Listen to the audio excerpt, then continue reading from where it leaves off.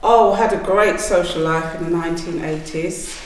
I would go out a lot of parties, or back in the day it was called like shubbins, and there was always a dance every weekend. Socially, we used to meet up with friends around, people's houses. We used to go for Sunday dinner.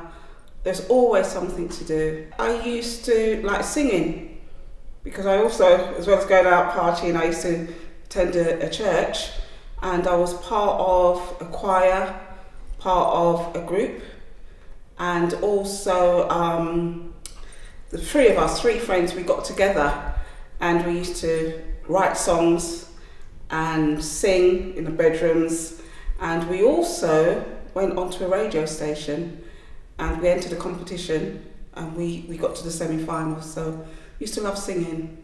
Predominantly like reggae music, Jamaican reggae music, but also because my roots were in gospel, lovers rock, just music per se, and also what was relevant at the time, just general pop music.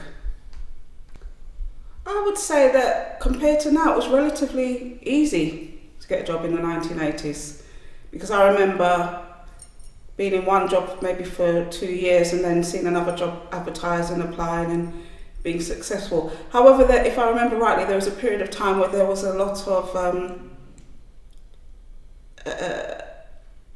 it was a bit unsettling, so there was a lot of strikes. Yes, I remember one time going for an interview, maybe once or twice, and having to cross the line where you had the people striking.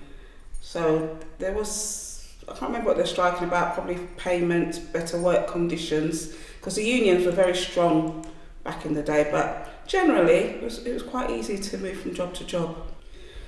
Well, obviously the riots, that was quite a sad time, but good in one sense, because it showed that people weren't going to sit back and be ill-treated.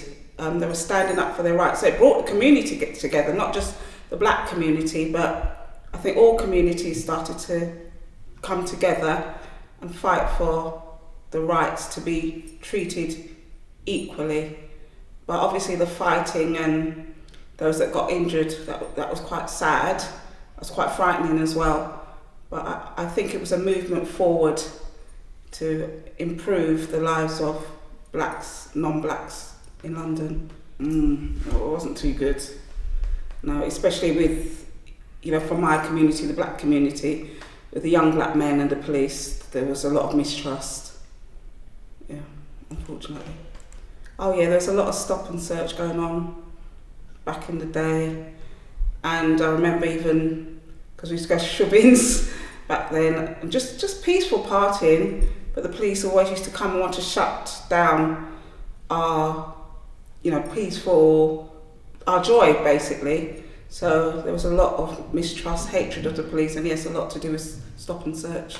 I lived in council flat. My parents, quite nice. We had a garden, small block of flats.